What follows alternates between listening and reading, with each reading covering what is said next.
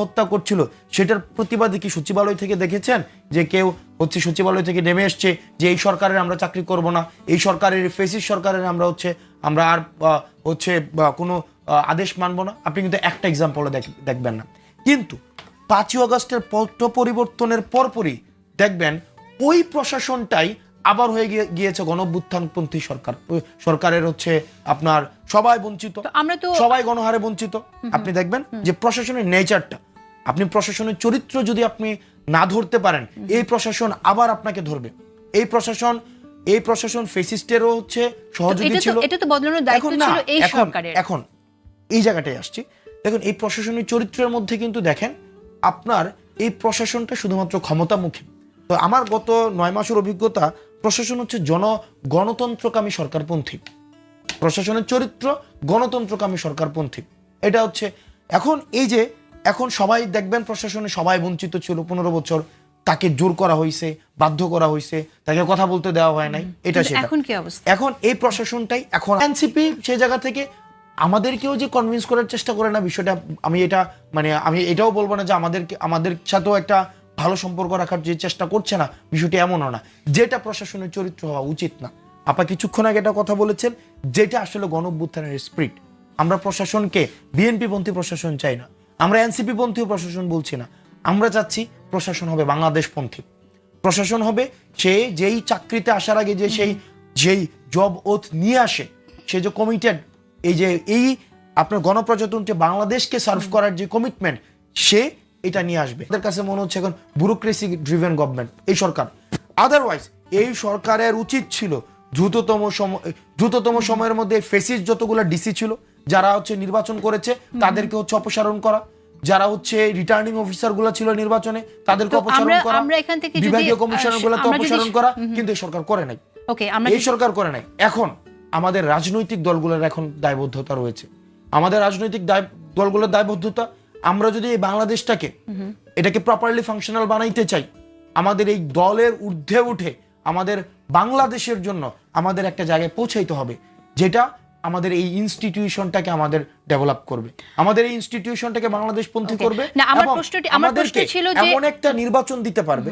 আমাদের এই জায়গায় আসছে, এমন একটা নির্বাচন দিতে পারবে যে নির্বাচনটা মাসেল ব্যাকড হবে না, যে নির্বাচনটা মানি ব্যাকড হবে না, যে নির্বাচনটা অ্যাডমিনিস্ট্রেশন ব্যাকড হবে না। এখনো এই পরিস্থিতিতে এখনো পৌঁছানো যায়নি। এই প্রশাসন দিয়ে নির্বাচন সম্ভব না মনে করছেন? আমরা এই সরকার এখনো পর্যন্ত করার সুযোগ ছিল, করতে পারে নাই। এখন এটার জন্য আমরা এটাও বলবো না যে একদম যতদিন না পর্যন্ত প্রশাসনের সংস্কার হয় আমরা ততদিন পর্যন্ত নির্বাচন চাই না, এই কথা আমরা বলছি না।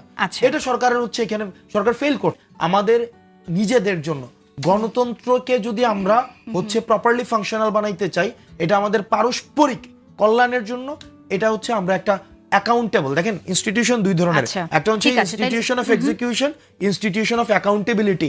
এই অ্যাকাউন্টেবিলিটির যে ইনস্টিটিউশনগুলো রয়েছে সেগুলোর বিষয়ে আমাদের এবং সেটা বোধহয় নির্বাচনের পরেও হতে পারে না। এখন দেখেন আমাদের সবার চেষ্টা থাকা উচিত একটা এই প্রশাসনের মাথা থেকে ফেসিজমের ভূতটাকে নামাই দিয়ে বাংলাদেশ পন্থী যেন এটা তারপরে কি এটা আমাদের একটা তো নির্বাচনের আগে এটা আমাদের সবার টার্গেট হওয়া উচিত। আচ্ছা, আমাদের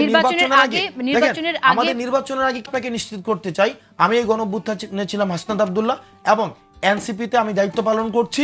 আমি আপনাকে নিশ্চিত করছি এবং আপার এই বিষয়ের সাথে আমি শতভাগ ডিসএগ্রি করছি যে সরকারি দল, পদলি, পদবাণিজ্য সারা বাংলাদেশের কোনো জায়গায় আমি ওপেন বলছি, যেই ক্ষমতায় আসুক না কেন, রাষ্ট্রের সকল সংস্থা দিয়ে আপনারা তদন্ত করায় যদি দেখাইতে পারেন যে সেখানে কোনোভাবে আমাদের ইনভলভমেন্ট ছিল, সেক্ষেত্রে আমরা রাষ্ট্রের বিদ্যমান আইন অনুযায়ী আমরা হচ্ছে যে কোনো ধরনের শাস্তি মাথা বাইতে নিব।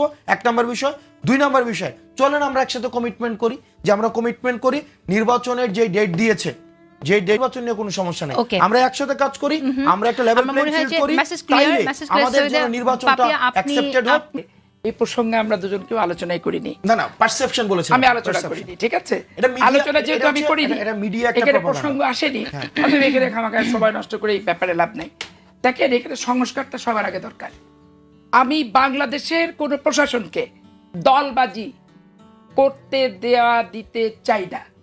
এর জন্য সংস্কার যথোপযুক্ত জনতার যখন দরকার, মঞ্চ নাই, একাত্মতা নাই, এই ধরনের আমলাতান্ত্রিক দৌরাত্ম্য এবং রক্তচক্ষু আমি দেখতে চাই না ব্যক্তিগতভাবে, প্রথমত। দ্বিতীয়ত ইসলাম একটা সার্বজনীন ধর্ম।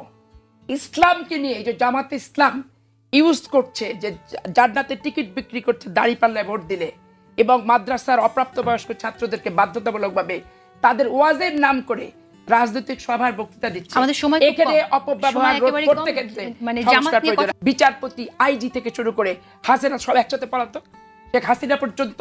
না, ঠিক আছে। পৃথিবীর ইতিহাসে এই ধরনের Right. দৃষ্টান্ত নাই। অতএব এর মহত্ব, এর গুরু গাম্ভীর্যতা কোনোভাবে সিলি ম্যাটার নিয়ে বিতর্ক করে হাসান আব্দুল্লাহ এমপি না হতে পারুক, পদে ধারে আমাদের চাপাই দিচ্ছে একটা কালিমা, এইরকম চর্চাগুলো আমাদের ছেড়ে দিতে হবে। কিন্তু আমার মনে হয় সবাইকে ছেড়ে আমার দিতে মনে হবে। হয় যে নতুন দল হিসেবে এখানে তো তরুণরা নতুন দল করেছে, তাদের ভুল হতেই পারে। আমি বলছি না যে এখানে ভুল